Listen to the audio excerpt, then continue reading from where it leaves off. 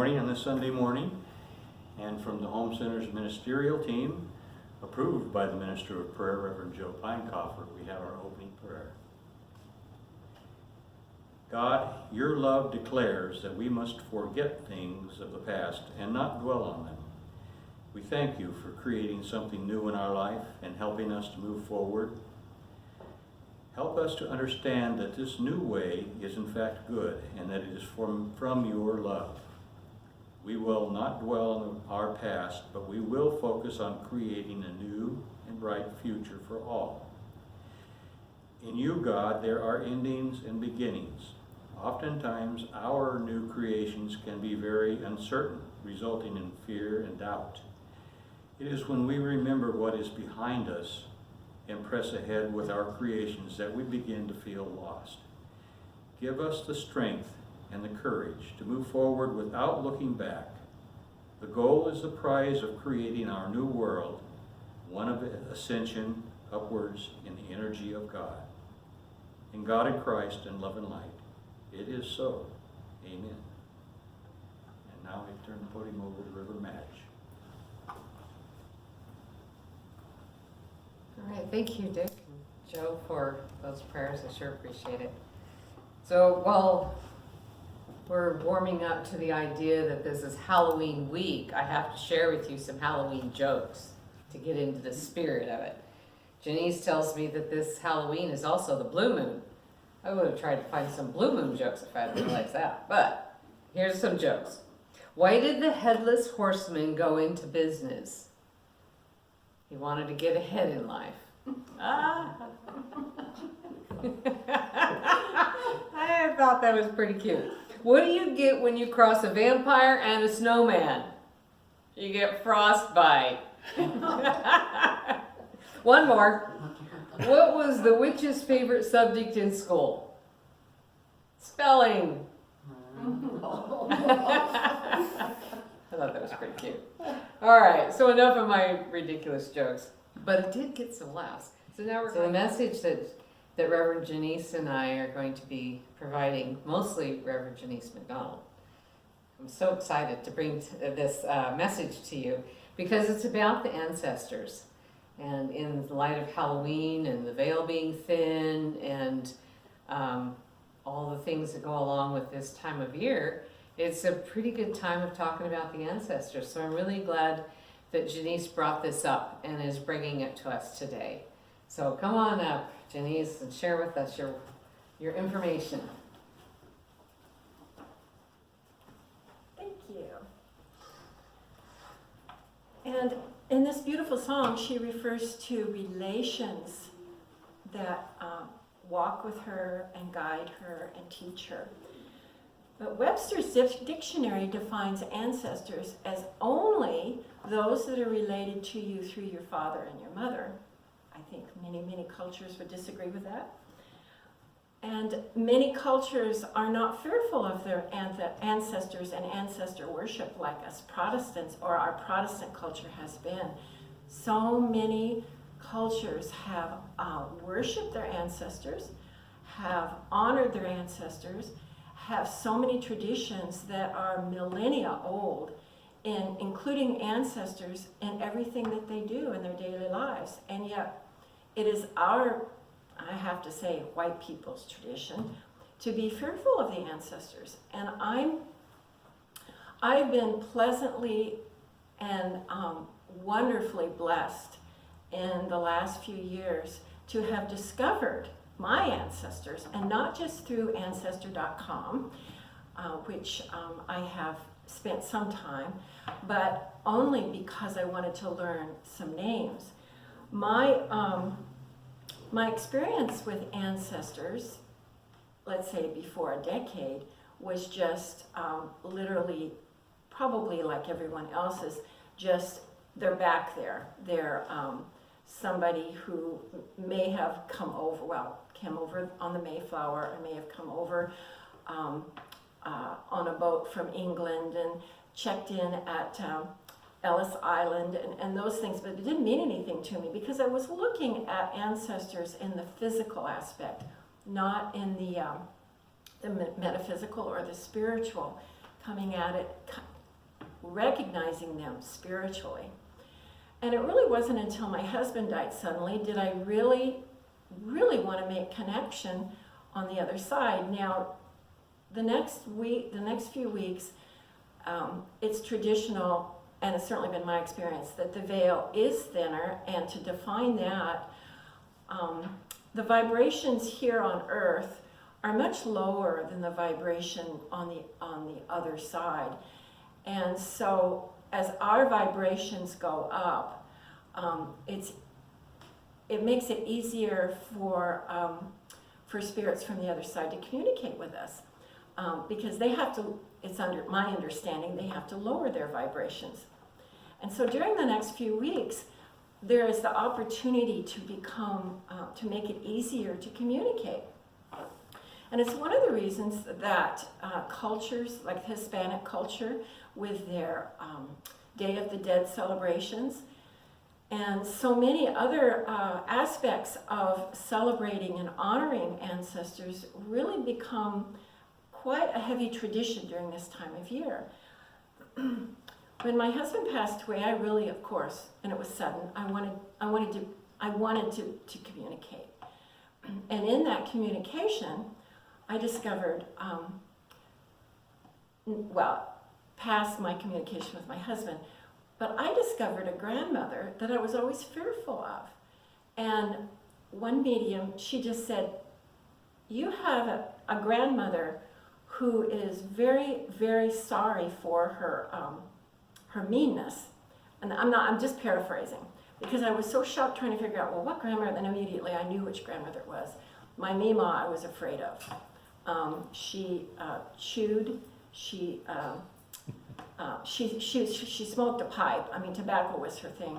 But also I grew up with stories of her, well, she murdered a man, only to protect her children, but I only met her twice, and I was afraid of her. And here she was, letting me know that she was depressed and she was sorry through this communication. And I discovered a whole side to her that I certainly wasn't aware of. And setting that aside, during this period of time, I had some experiences which I could only attest to an ancestor or ancestors taking part in joyful experiences. For example, one of my best friends decided that I really needed to learn a new skill to shift my focus, because I would say that after my husband died, I was one sad puppy. So she took me into a yarn shop. Now, I had tried to learn to knit over and over again, and my mother would say, your tension's too tight, your tension's too tight. Well, I just gave it up and became a quilter instead. Well, when Diana took me into this quilt shop, my heart started pounding, and these colors were so vibrant. And I didn't understand at the time, but I do now. I know that I had at least two ancestors with me who were just as excited as I was. All of those yarns, all of those textures. And it just seemed to come so easy for me, every step of learning how to knit. Not crochet, but learn how to knit. And at one point, I was looking down at my knitting, and I did not see my hands. I saw older hands. I saw fingers that were kind of crumpled, knitting with joy. And it wasn't in that moment, but it wasn't too much longer or later that I realized that this was an ancestor who was taking great joy in my experiences. So that really opened a door for me in recognizing, oh my gosh, here's family that I don't know, but I do know. So somewhere along in this timeline, I realized that I personally needed to create an ancestor altar. I had discovered the names of my grandmothers back 6 generations. So my fifth, I think it's referred to as fifth grandmother, who was born in 1714. I have her name, they're all of their names, and I have them written on a card that is on this altar, that I have a photo of my mother and a photo of a great, I think she's 2 great-grandmothers, that was Cherokee, who was forced, no, maybe it was 3 great-grandmothers, doesn't matter, who was forced to walk the Trail of Tears. And every time I talk about it, I start feeling her emotions in that. But I wanted to honor her. We don't have her name, but I have her photo. And to honor her. And the tradition of having altars for ancestors is also millennia old. So I have one for my grandmothers and one for my grandfathers. And I keep fresh flowers on my grandmother's. And there's stones. I have stones that I change for my grandfather's altars. The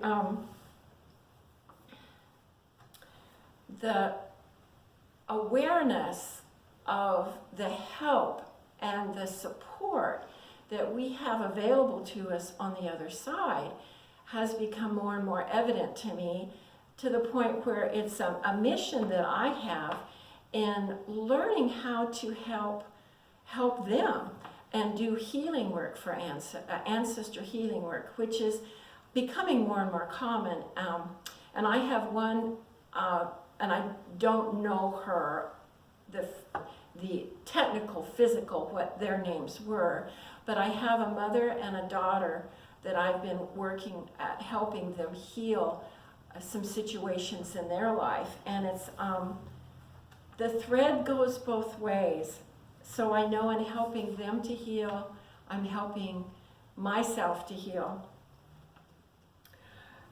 And as this veil thins, we have an opportunity to learn from our ancestors in just being open and asking, very simply, help me with this. If something comes up and you need some help, just ask. I know I have an ancestor that can support me in this, and they're available when you ask. There are so many steps to working with ancestors that we're starting, us newbies in the ministerial program. We'll be working with doing Wednesday inspirations and little 10-minute, 15-minute talks. And my intention is to share some steps where I can give you some tools, and I'll explore my own tools further in connecting with ancestors, in helping our ancestors and being open to what our ancestors can do for us.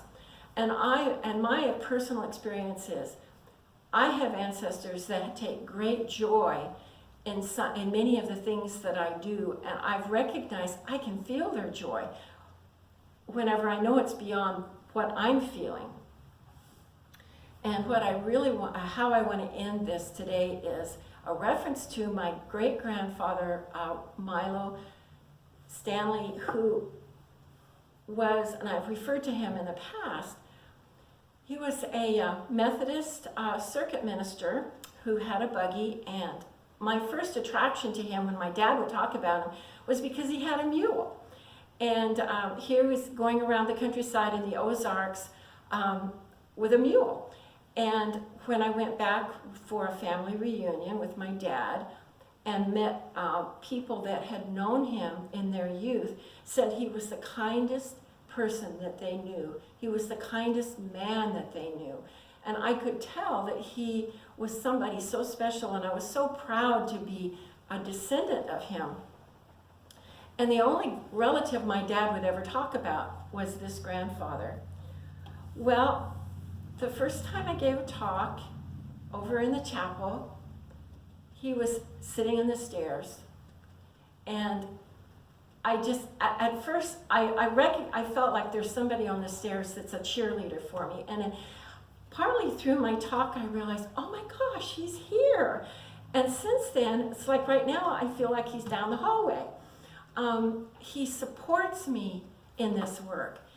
And not only he's supporting me, I feel very strongly that he's fascinated by the things that we're doing now. He's fascinated how we are honoring each other in our differences. For example, what the Pope just recently announced.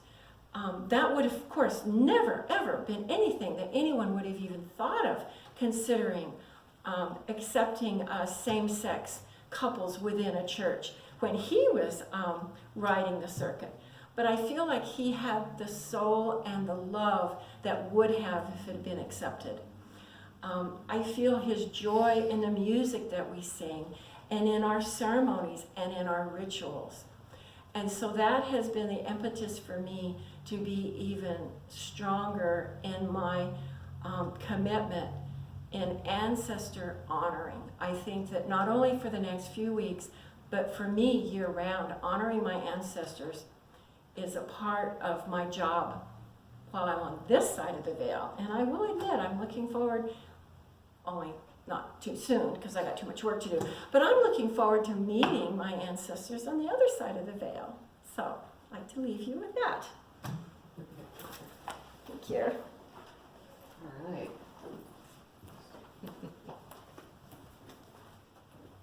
Thank you, Janniece. Thank you for qualifying that you're not going to go too soon to meet your ancestors. But I'm glad that you're looking forward to them. That's very sweet. Yeah, and appropriate too. We should be proud of them. So to talk a little more about our ancestors, we know that we have DNA within our body that makes up who and what we are. And we also carry their stories, we carry their strengths, we carry their weaknesses, and we carry all of that which is what has come before us. And it's really good to learn about your ancestry because it does help you in many ways to know yourself, because we do carry those from our ancestors, and it's very empowering. I know for myself to realize the amazing stories that both my mother's side and my father's side I carry their stories within me, but to learn of their experiences, I wouldn't know I carried that story. And that was for spiritual freedom. So spiritual and religious freedom. On my dad's side, they fought against they were part of the Martin Luther movement and fled Germany in order to have their spiritual freedom afforded to them, and eventually came to the United States so that they could continue that. And then on my mother's side, it was leaving the Scandinavian countries all by themselves, getting on a boat and leaving their family. I mean, and then that has carried on through the generations to the point now that I'm feeling so grateful for their work and their efforts in seeking out their spiritual freedoms, that I get to enjoy my spiritual freedom today. And I get to enjoy my spiritual freedom in a way they had to fight for. And they either had to hide from it, run from it, or something for quite a few generations, actually, that I know of. And, I'm thinking about the Native Americans, how they pray for the next 7 generations. They make decisions for the next 7 generations. And I can honestly say that 7 generations ago, up to, very recent, but those generations are all fighting for spiritual freedom. And I get to be the one that they were fighting for, but they may not have known it at the time because they didn't have the Native American philosophy. But the truth of that is still there. The truth of what they were fighting for and what I get to enjoy today, for me, is still there. And I'm just so grateful that I can have that spiritual freedom that they fought for. They paved the way. So by knowing the story, I get to have the deep gratitude and honor of them for the fight that they were convicted, felt the conviction to within themselves. Recently, I was having this conversation with my daughter, and she has been working for a long time to connect with her ancestry, particularly on her father's side. Well, recently, she realized that she was missing out on a big part of her story by not learning about the ancestry on my side of the family, her mother's side of the family. And on my side of the family, I have a lot of artists. We've got artists and musicians and creative people and builders and carpenters, as well as highly committed to spiritual freedom. And she's realizing, oh my goodness, I need to be exploring that as well, and tapping into that. I mean, she was named after one of the writers on my mother's side of the family. I have an aunt who was a writer, a great aunt, who was a wonderful storyteller, wonderful writer, and her name was Rachel, and I named my daughter Rachel in honor of her, and she's a writer. So it's like she's carrying that lineage of being a writer forward. And so she's now working on understanding that lineage so that she can know more of who she is. We carry within the cells of our body all the strengths and all the attributes of our ancestors. And sometimes if things in life are not working for us, we can call upon a different set of attributes within us. We might be able to say, wow, I'm repeating this pattern of poverty. That's a real common one to repeat in our family lineage. Or this pattern of addiction, or this pattern of not showing feelings for other people. We can experience this over and over. If we have a pattern in our life, we can sometimes help ourselves by looking back at the lineage in our family and say, oh, this has been a pattern through these generations, and I need to break that pattern. And we can call upon different attributes, different aspects that we can pull up from our DNA, to pull up in our stories, to help us move forward in life in a real positive way. So that's one of the ways that we can do that. I was talking to a friend yesterday about a powerful healing that she had around what's called ghost stories. And it's ghost impressions that are still left that we carry from our parents. Usually it's the first generation back. And so she did this beautiful ceremony to release those ghost stories of her mother and her father and their addictions and their patterns of not being present in life. And it was really beautiful, and how she's let those ghost stories go, and she's pulling on different strengths from within. So we can carry different aspects of our ancestry. And we can release the guilt and the shame sometimes by recognizing it didn't start with me. I'm not the one that's doing this all by myself. I'm carrying a lineage. I'm carrying a story. And now I'm empowered to change it. So sometimes it takes that. I also had an experience in the drum circle many years ago with a Native American woman who came in and she could barely walk. She had canes on both hands. She was carrying a pump. She was on dialysis, and so anyway, she had a lot of things going on with her body, a lot of things going wrong. And interestingly enough, we carry our ancestral story in our kidneys. And interestingly enough, she was having kidney failure. So, and her legs were deteriorating. The hips and her knees were, particularly her hips, were deteriorating. So anyway, as we were drumming, I got this message. And the message was, you don't have to do the long walk anymore. And I went up and I told her what message I got, and she didn't seem to really get it at the time from my perspective. From my perspective, it was like she just kind of brushed it off, and I just thought, oh, that's okay. It was my responsibility to share it, and what you do with it is your business. So I let that go. Well, she came back probably a year later, and she was walking, and she looked fabulous, and she smiled real big at me. She had no cane, no walker, and she said, I'm not doing the long walk anymore. And I thought, oh my God, I just about, cried. I could just cry again even talking about it. And what she realized is that she was carrying the story of her ancestors of having had to do the long walk. She was from the Native American community with Chief Joseph. I can't remember what that tribe is called. Nez Perce, thank you. She was a Nez Perce. She was carrying the story of her people, and it was manifesting in her body. And her legs and her hips were given out on her because she was still carrying the pain of doing the long walk, what they call the long walk up into Canada. They were driven out of the northeast Oregon and driven into Canada. And the ancestral burden of that was causing kidney failure as well. So she was off dialysis when I saw her a year later, and she had to have her hips replaced, and she was walking, and she was done doing the long walk. But that was beautiful for me, and a beautiful testament of how we do carry our ancestral stories, good, bad, or indifferent, doesn't really matter. We do carry them, and we can let them go if they're not serving us, or if they're painful to us or causing us harm, and she certainly did. She had to have her hips replaced, but she was walking and walking very well. So that was beautiful to me. There's also information out about what they call ghost DNA. There's the DNA that they've discovered from the Neanderthal that's in a lot of our bloodstreams. I've got quite a bit of Neanderthal in me. And then there's another one that is more Oceania. I don't know, I can't remember what that one is called. But now they've discovered another one, a third one, that they have no idea what it's associated to. It's another branch of humanity that they have no evidence for, but the evidence is in the DNA. And they're discovering it in a lot of the people in Western Africa.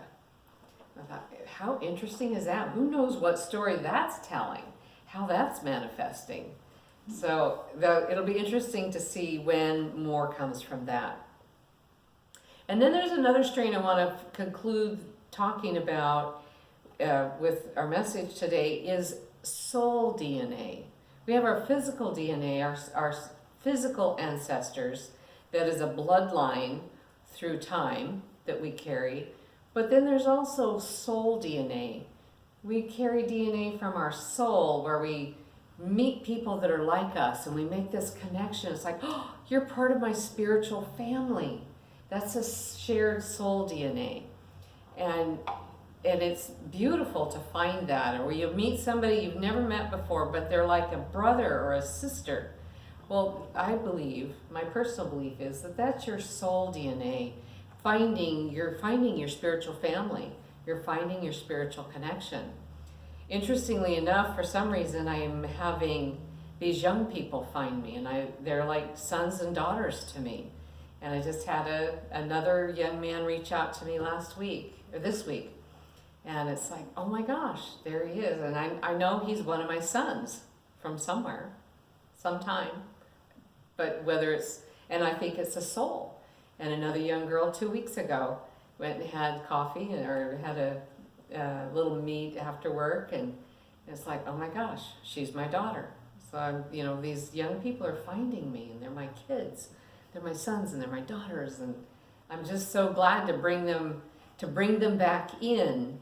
And I know that we share soul DNA. Who knows about physical DNA? We all are related somewhere. If we follow our lineage back, we find each other. But nonetheless, there's that other lineage of soul DNA that I think is so beautiful and so heartwarming. And fulfills a part of us in a different level that is soul filling, and that one is really precious to me too.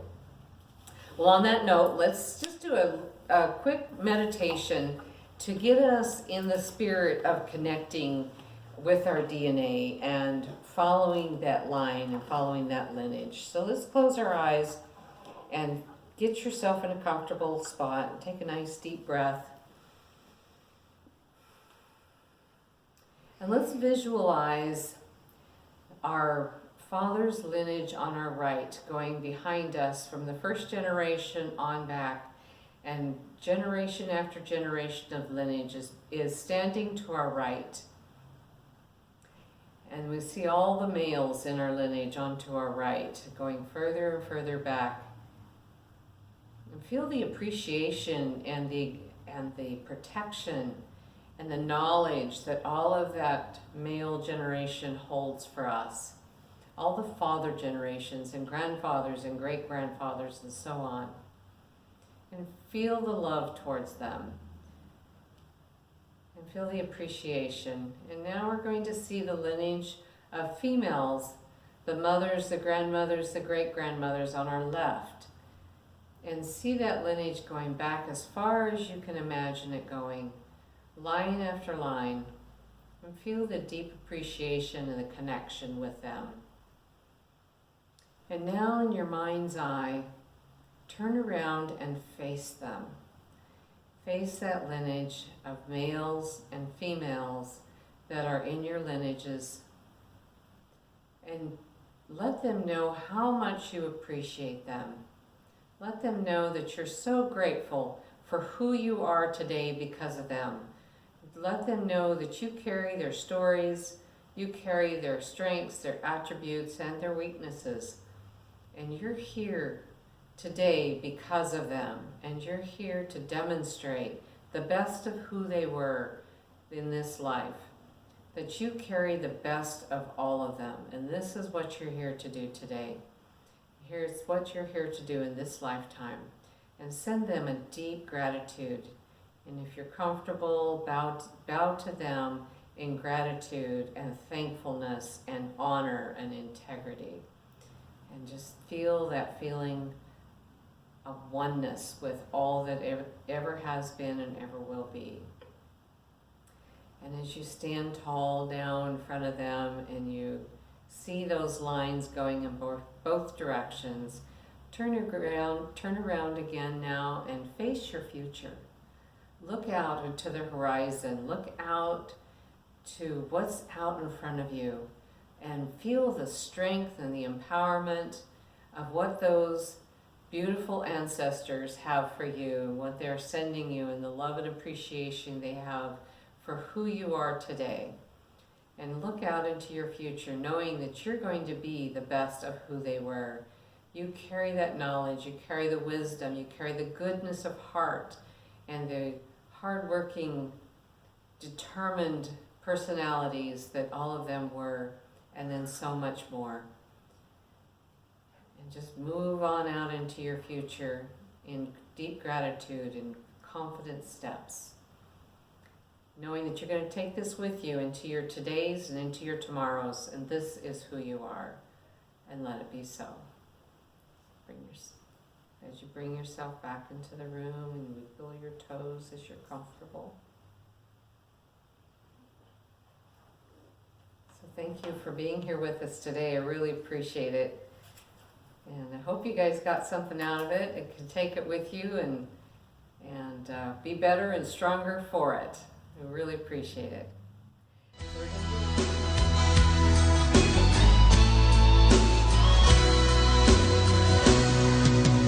Arms around the world, around each other. Arms around the world, sisters and brothers. Arms around the world and we discover. Arms around the world, there is no other. So let us join in love and peace. A world as it was meant to be. And we will